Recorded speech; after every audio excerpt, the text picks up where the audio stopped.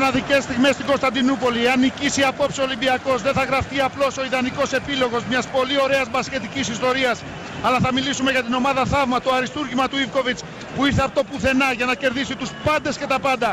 Διότι μπορεί να λέμε ότι στο μπάσκετ 9 στις 10 φορές κερδίζει ο καλύτερος, όμως εκείνο που εξητάρει είναι η έκπληξη, το απρόβλεπτο, η υπέρβαση, η κατάθεση ψυχής, η νίκη του Δαβίδ εναντίον του Γολιάθ.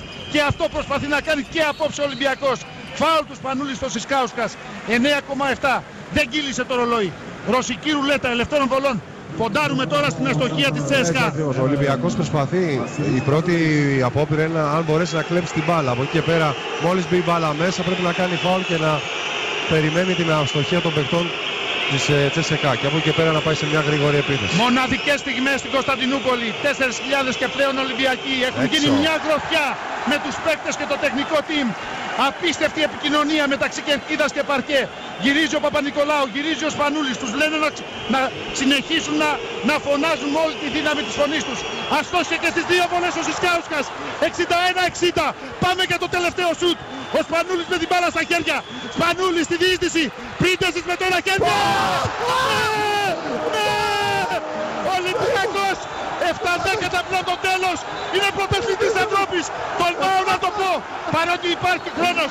Ολυμπιακός 7-10 πριν από το τέλος. Αγγίζει το θαύμα, αγγίζει την τελειότητα. Και όντως η τέλος. Ολυμπιακός είναι στο Everest του ευρωπαϊκού μπάσκετ. Απίστευτο φινάλε. Μόνο αυτή η ομάδα, μόνο ο Ολυμπιακός μπορούσε να το κάνει αυτό. Κοιτάξτε τι γίνεται. Ο Παναγιώτης Αγγελόπουλος και η οικογένεια Αγγελόπουλου είναι όλοι στο παρκέ. Ένα κουβάρι τα μέλη του τεχνικού επιτελείου του Ολυμπιακού. Οι παίκτες μαζί με τον κόσμο και τους διοικητικούς ηγέτες της ομάδας. Ο Πρίντεζης με υψωμένη γροθιά. Απίστευτες στιγμές, μοναδικές στιγμές που μόνο το μπάσκετ του αθλητισμός μπορούν να προσφέρουν. 61-62. Το θαύμα των θαυμάτων.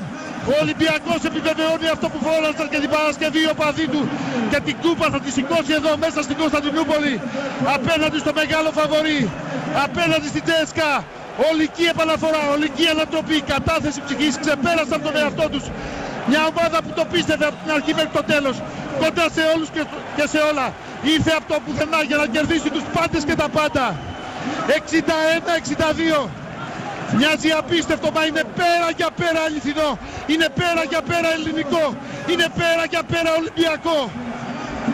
Απίστευτα πράγματα συνέβησαν και απόψε.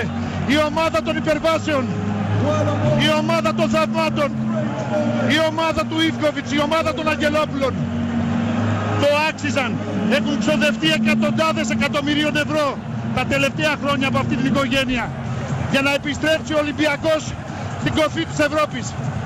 Μετά τη Ρώμη του 97, στη Νέα Ρώμη ο Ολυμπιακός είναι και πάλι πρωταθλητής Ευρώπης. Μην ξεχνάμε, Νέα Ρώμη είχε ονομάσει ο Μέγας Κωνσταντίνος την Κωνσταντινούπολη το 330, πριν αυτή διαιωνιστεί ως Κωνσταντινούπολη και μετά την άλωση ως Ισταμπούλ. Απόψε όμως, έστω και για λίγες ώρες, είναι και πάλι ελληνική, είναι και πάλι Ολυμπιακή. Ο Ολυμπιακός πανηγυρίζει μέσα στην πόλη την κατάκτηση του δεύτερου ευρωπαϊκού του τροπαίου. Και αφημίσεις και ερχόμαστε πίσω για την αποφόρηση.